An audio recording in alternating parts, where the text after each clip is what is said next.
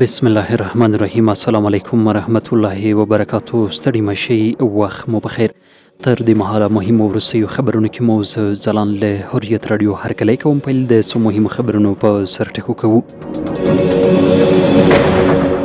کابل کارتناو کې پر اختطافګرو عملیات 4 انسان تښتونکي پکې وژل شوي دي.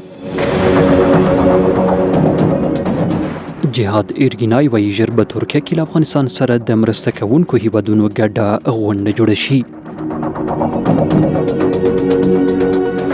افغان سرحدي ځواکونو تورخم کې هغه پوسټه جوړه کړې چې پاکستاني پوځیانو یې مخالفت کولو. د اوبو او انرژۍ وزیر د ایران له نیرو وزیر د برېښنا تړون غځولو هرات کې د برېښنا پرچاوي ستونزو حل په موخه خبرې اترې کړي. له هېواده بهر خبرونو کې اوري امریکا د خپلو 15 امریکایي وګړو د آزادولو بدل کې د ایران کنګل شتمني آزاده کړي. ښه راغلاست. نن سه شنبه ده د 1415 هجري قمري کال د صفر المظفر میاشتې 28 او د 1402 لمریز کال د سمبولي یا وږي 28 چې د 2023 میلادي کال د سپټمبر له 12 نیټې سره سمون لري. اوس هم بشپړ خبرونه واوري. کابل کارتناو کې پر اختطافګرو عملیات 4 انسان تښتونکي پکې وژل شوي دي. ځانګړو ځواکونو بیګا شپه د کابل کارتناو سیمه کې پر اختطافګرو عملیات کړي چې پکې 4 انسان تښتونکي وژل شوي دي.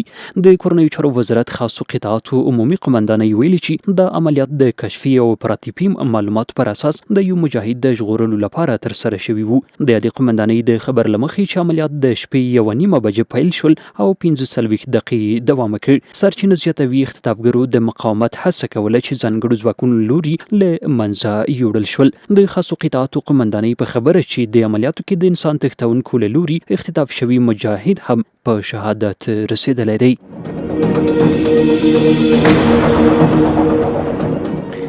جهاد ایرګینای وایي ژر به ترکیه کې له افغانستان سره د مرسته کوونکو هیوادونو ګډه غونډه جوړه شي. د کورنیو چارو وزارت لخوا خبر شوي خبرپاڼه کې ویل شوي چې د ترکیې سفیر جهاد ایرګینای چې کابل کې دنده پای ته رسېدلي د افغانستان د اسلامي امارت د کورنیو چارو وزارت له سرپرست وزیر محترم خلیفه سراج الدین حقانی صاحب سره د مخکې کتنه کړې. د کورنیو چارو وزارت وایي سرپرست وزیر په افغانستان کې د ترکیې د سفیر جهاد ایرګینای کړنې او فعالیتونه ستایلي او مننه یې ترې کړي.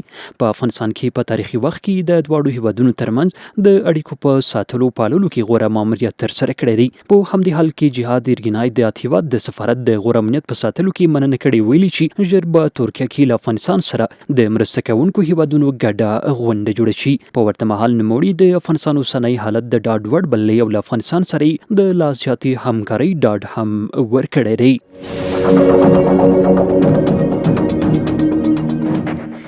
له حریت رادیو څخه خبرونو ته غوږ یاست. افغان سرحدي ځواکونو تورخم کې هغه پوسټه جوړه کړې چې پاکستاني پوځیانو یې مخالفت کولو. د ننګرهار اطلاعات او کلتور ریاست د نشراتو امیر مولوي صدیق الله قریشي وایي چې تورخم کې د سوري بمبي سره هغه پوسټه جوړه شوې چې پاکستاني پوځیانو یې مخالفت کولو. د ښاغلي قریشي په خبره تیره چهارشنبه چې افغان سرحدي ځواکونو یا د پوسټه جوړوله پاکستاني پوځیانو سکواټور په ډز وویشت، خو اوس هلته بل سکواټور انتقال شوی وو او پوسټه یې جوړه کړې ده. د سیمې اوسیدونکي وایي چې دا پوسټه پر فرضي سرحد د څار لپاره ډیره اغیزمنه ده او پر لوړه سیمه کې شتون لري.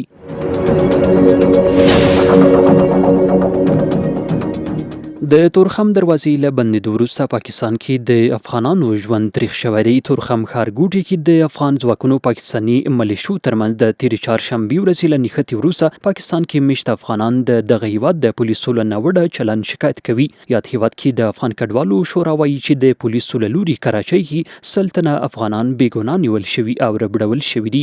د پاکستان د کورنیو چارو وزارت خبرداری ورکوي چې ناقانونه کډوالو به له خپل هیواده وباسي او د بیرته ستنولو طرحه به خامخا عملي کړي. بل لوري ته بیا د افغانستان د کډوالو بیرته راستنېدونکو چارو وزارت په بار له ګاونډیانو په ځانګړې توګه له پاکستانه غوښتي چې د کډوالو نړیوال حقوق مراعات او ورته پام وکړي. دا په داسې حال کې ده چې د پاکستاني لوري لخوا د تورخم دروازې بندۍ خبرګون کې پرون د مومندو او شینوار ولسونو د یو لوی لاریون په ترسره کولو سره له پاکستان غوښتي چې لار د ټرانزیټ او مسافرو پر مخ پرانیزي او هغه تاوانونه چې دغه شپږ ورځو کې دغې لارې د بندېدو له امله ولس اوښتي راکم او خپل تجارت بیرته دوام ورکړي.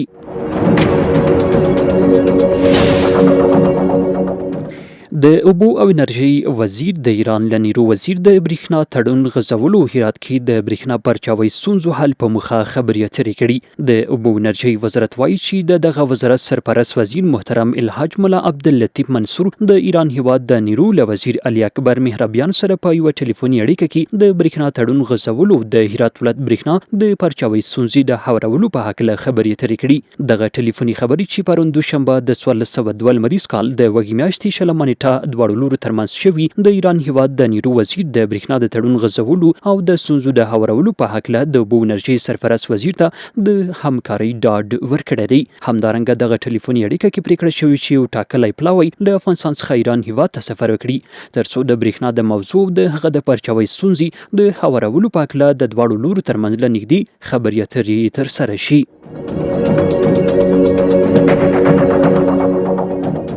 کابل ښار ومه حوزه کې امنیتي ځواکونو شپږ د قتل په تور نیولي. کابل امنیه قمنداني وایي چې د ومې حوزې پولیسو یې شپږ د قتل په تور نیولي دي.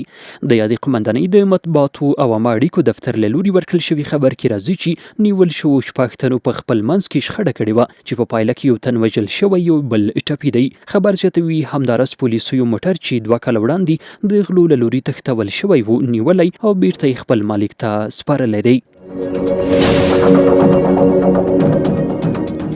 د افغانستان بانک سبا 15 میلیون ډالر داوطلبۍ ته وړاندې کوي. د افغانستان بانک لخوا خبر شوي خبرپاڼه کې سبا د 15 میلیون ډالرو د لیلام خبر ورکړل شوی دی.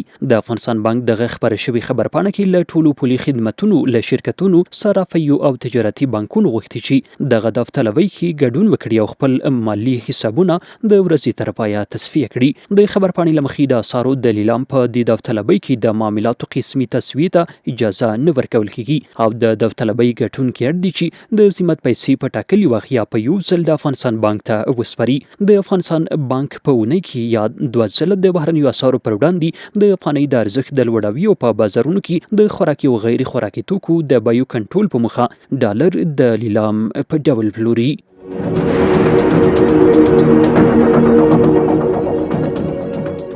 اوس هم له هیواده بهر سو نړیوال خبرونه. امریکا د خپلو 15 امریکایي وګړو د آزادولو بدل کې د ایران کنګل شتمني آزاده کړي.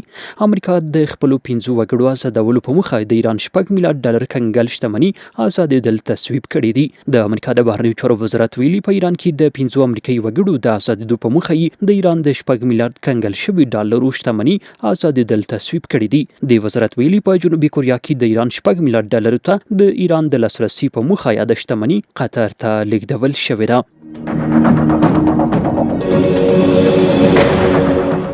دیمیتری پیسکوپ وایي د روسیې او شمالي کوریا مشران د حساسو موضوعاتو په اړه خبرې اترې کوي. د کرملین ویان دیمیتری پیسکوپ روسیې ته د شمالي کوریا مشر کیم جونګ اون سفر په اړه رسنیو ته ویلي چې د روسیې او شمالي کوریا مشران به د حساسو موضوعاتو په اړه خبرې اترې وکړي. روسیې کې نړیوالو مطبوعاتو کې د روسیې او شمالي کوریا د وسلو او عصري پوځي ټکنالوژي همکارۍ خبرونه خپرېږي. د امریکا د ملي امنیت سلاکار جیک سالیوان تیره سهشنبه ویلي و چې که شمالي کوریا روسیې ته وسلې ورکړي یا هیواد ته به بدې پایلې ولري. خو د کرملین ویان زیاتوي چې د شمالي کوریا او روسیې مشران به د امریکا خبرداري له پامه وغورځوي. یاد دی چې د شمالي کوریا مشر نن سهشنبه روسیې ته رسېدلی. روسي چارواکي وایي چې کیم جانګ اون به ژر د روسیې ولسمشر ولادیمیر پوتین سره وګوري. وروستی خبر بیره چې نایجیریا کې د کښتۍ ډوبېدو پیښه کې 40 تنه مړه شوي. د نایجیریا په شمالي برخه کې د یوې کښتۍ ډوبېدو پیښه کې 40 کسه مړه شوي او په لسګونو نور لا هم له درکه دي. په سیمه کې چارواکي وایي دغه کسان چې ډیری یې ښځې او ماشومان دي د لرګي په کښتۍ کې د مکوا ولسوالۍ ته پر لار وو. د دې هیواد د بیړنیو چارو ملي ادارې ویان زینب سلیمان فرانس پریس خبري اژانس ته ویلي چې د بیړۍ کې 100 تنه سپاره وو چې ښایي د مړو شوو کسانو په شمیر کې زیاتوالی راشي. نوموړی زیاتوي چې په سیمه کې لا هم د لامبو وهونکو لخوا د ژغورنې عملیات دوام لري. په ورته مهال د دې کښتۍ چپه کېدو علت لا هم نه دی په ډاګه شوی.